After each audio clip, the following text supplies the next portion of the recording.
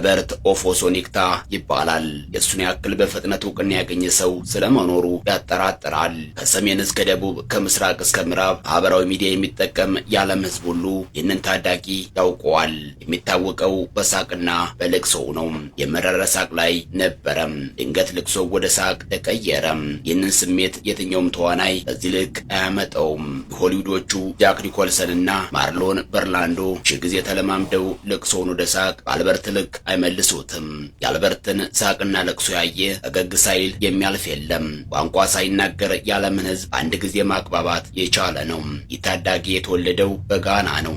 አሁን ዓለም ስለዚህ ታዳጊ እየተነጋገረ ነው።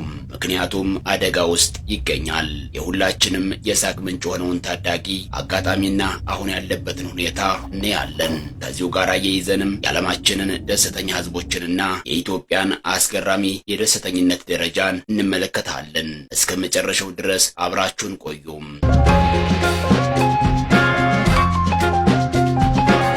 አልበርት ኦፌሶ ዜግነቱ የኛ ሀገር ነው በሚል ብዙ የምዕራብ አፍሪካ ሀገራት ሲጨቃጨቁበት ነበረም። ነገር ግን አልበርት ጋናዊ ነው። የተወለደው በጋና ነው።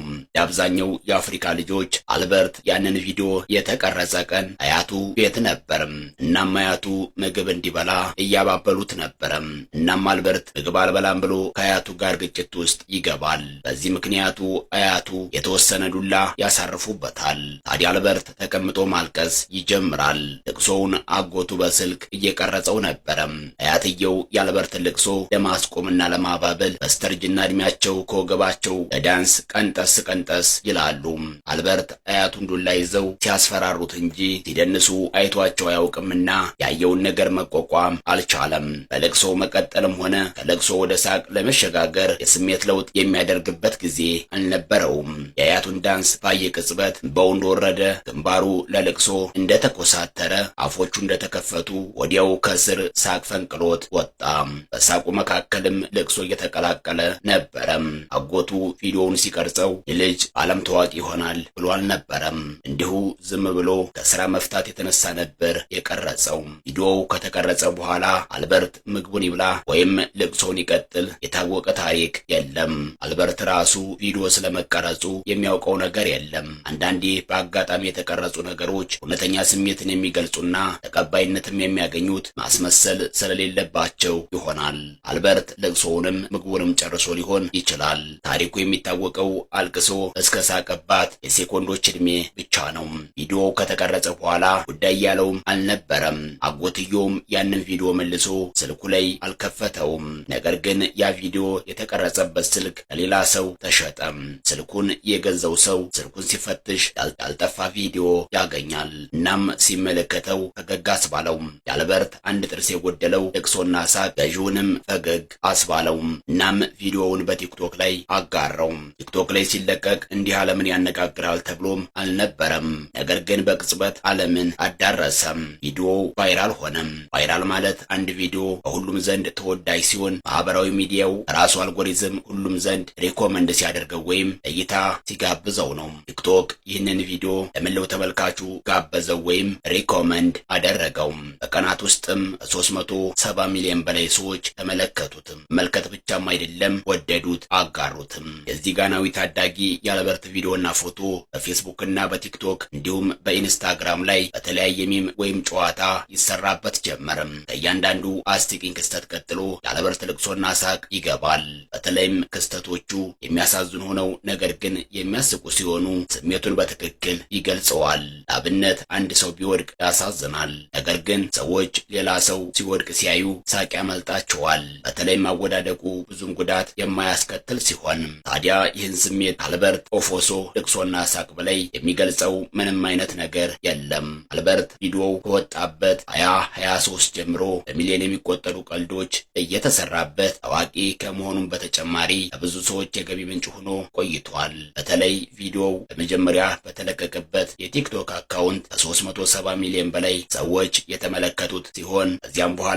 በሚሊዮን የሚቆጠሩ ሰዎች ሚም ሰርተውበታል። በዓለም ዙሪያ ያሉ በመቶ ሚሊዮን የሚቆጠሩ ሰዎች አይተውታል። አሁን ላይ ማህበራዊ ሚዲያ የሚጠቀም የዓለም ህዝብ አልበርትን ፊትና ሳቅ የሚያውቀው የለም። ብዙ የማህበራዊ ሚዲያ ሐሳብ ፈጣሪዎች ወይም ኮንተንት ክሬተሮች አልበርት ወደሚገኝበት ጋና በመሄድ የተለያዩ ቪዲዮዎችን በመቅረጽ ከፍተኛ ተከታይና ገቢ ማግኘት ችለዋል። ከሰሞኑ በተሰማ መረጃ ይህ ለዓለም የሳቅ ምንጭ ሆነው ታዳጊ ከፍተኛ ችግር ላይ ወድቋል። በቅርቡ አንድ ታዋቂ የጋና ቲክቶከር ይህንን ልጅ በተመለከተ በሰራው ቪዲዮ የጤና ችግር እንዳጋጠመውና በድህነት ውስጥ እንደሚኖር ገልጾ ሊታገዝ ጥሪ አቅርቦ ነበረም። ታዲያ ከመላው ዓለም በተደረገለት ድጋፍ በሳምንት ጊዜ ውስጥ በተለይም በጋናና ናይጄሪያ እንዲሁም በሌሎች ሀገራት ከሚኖሩ ቲክቶከሮች 50 ሚሊዮን ናይራ ተሰብስቦለታል። በዚህ ልክ በዓለም ታዋቂ መሆን የቻለው ታዳጊ የእሱ ኑሮ ግን እንደ ለቅሶውና ሳቁ የተደበላለቀ በድህነት ውስጥ የሚኖር ነበርም። አሁን ላይ ከፍተኛ ገንዘብ ስለተሰበሰበለት ራሱም አልፎ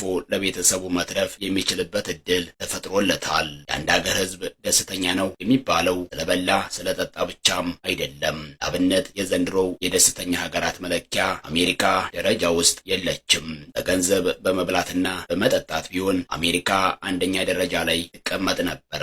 ሆኖም ደስተኝነት በመብላትና በመጠጣት መቻል ብቻ የሚገኝ አይደለም። አንድ ህዝብ ደስተኛ ነው የሚባለው ውስጡ አዎንታዊ ወይም ፖዘቲቭ የሆነ አስተሳሰብ ሲኖረው ነው። ውስጡ እርካታና ጤነኛ የሆነ ግንኙነት ሲኖር ነው። አንድ ህዝብ በውስጡ ፍርሃት ካለበት፣ ጥላቻ ካለበት፣ የጦርነትና መሰል ጭንቀት እንዲሁም የደህንነት ስጋት ካለበት ቢበላም ቢጠጣም ቢለብስም ደስተኛ ነው ተብሎ አይታሰብም። የዘንድሮ ሪፖርት ደስተኛ ህዝቦች ካሉባቸው ሀገራት ደረጃ ኢትዮጵያ ከ143 ሀገራት 130ኛ ደረጃ ላይ ተቀምጣለችም። እንደ ጥናቱ ከሆነ ከኛ በላይ የተከፉ 13 ሀገራት አሉ። እርግጥ ደስተኝነት መለኪያው ይለያያል። በተለይ ጦርነት ካለ የደስተኝነት ደረጃን በከፍተኛ ሁኔታ ይቀንሳል። ኢትዮጵያውያን በምንም ውስጥ ቢሆን ብዙም ሳይከፉ የሚኖሩበት ምስጢር ቢኖርም የደስተኝነት መለኪያ መስፈርት ውስጥ አልተካተተም። እሱም ተስፋ ነው። ኢትዮጵያውያን ሃይማኖተኞች እንደመሆናቸው መጠን የትኛውም ችግር መፍትሄ አያጡም። ከአቅም በላይ ከሆነ ያልፋል፣ የፈጣሪ ቁጣ ነው አሊያም የፈጣሪ ምሕረት ይመጣል ብለው መጨነቃቸውን ይተዋሉ። ምድር ላይ ባይሳካላቸው እንኳን ወዲያኛው ዓለም ደስተኛ ሆነው እንደሚኖሩ ስለሚያምኑ መከራን መቋቋም ይችሉበታል። በዓለማችን ደስተኛ ህዝብ ይኖርባታል የተባለችው ፊንላንድ ናት። የምስራቅ አውሮፓ ሀገራት በተደጋጋሚ የደስተኛ ህዝብ መገኛ ተብለው ደረጃውን ይይዙታል። እነዚህ ሀገራት በዋነኝነት የሚታወቁት ምንም አይነት ጦርነት የሌለባቸው መሆኑ ነው። ዝርፊያ፣ ግድያ፣ እስር ቤትና መሰል ወንጀሎች በከፍተኛ መጠን የቀነሱባቸው ሀገራት ናቸው። ፊንላንድ ለ7ኛ ተከታታይ ዓመት የዓለማችን ቁጥር 1 ደስተኛ ሀገር የተባለች ሲሆን ዴንማርክ፣ አይስላንድና ስዊድን ይከተላሉ። እስራኤል በበኩሏ 5ኛ ደረጃን ይዛለችም። የደስተኝነት ሪፖርት ከፍተኛ መሻሻል ያሳዩት ሀገራት የምዕራብ አውሮፓዎቹ ሰርቢያ፣ ቡልጋሪያና ላትቪያ ናቸው። ኢትዮጵያ በበኩሏ ከ10.386 በማስመዝገብ ከ143 ሀገራት 130ኛ ላይ የተቀመጠች ሲሆን ደስታ ከራቃቸው 20 ሀገራት ደግሞ 14ኛ ሆናለችም። አፍጋኒስታን በዓለማችን ደስታ ከራቃቸው ሀገራት በዚህ ዓመትም በቀዳሚነት የተቀመጠች ሲሆን ሊባኖስ፣ ሌሴቶ፣ ሴራሊዮን፣ ኮንጎ ወይም ኪንሻሳ እስከ 5ኛ ያለውን ደረጃ ይዘዋል። እነዚህ የመጨረሻ ደረጃ የተሰጣቸው ሀገራት አብዛኞቹ በጦርነት ውስጥ የቆዩ ናቸው። አፍጋኒስታን አሁን በታሊባን ስር ብትሆንም ከፍተኛ ጭቆና አለ ተብሎ ይነገራል። የእርስ በርስ ጦርነትም እንደቀጠለ ነው። ኮንጎም በተመሳሳይ ከባድ የእርስ በርስ ጦርነት ያስተናገደች ያለች ሀገር ናት።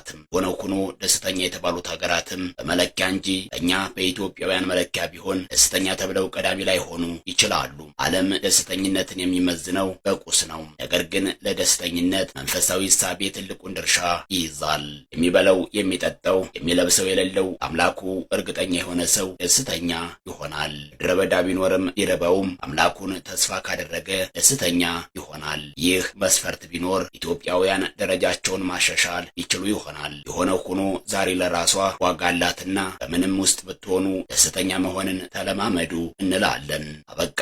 መልካም ጊዜን ተመኘን።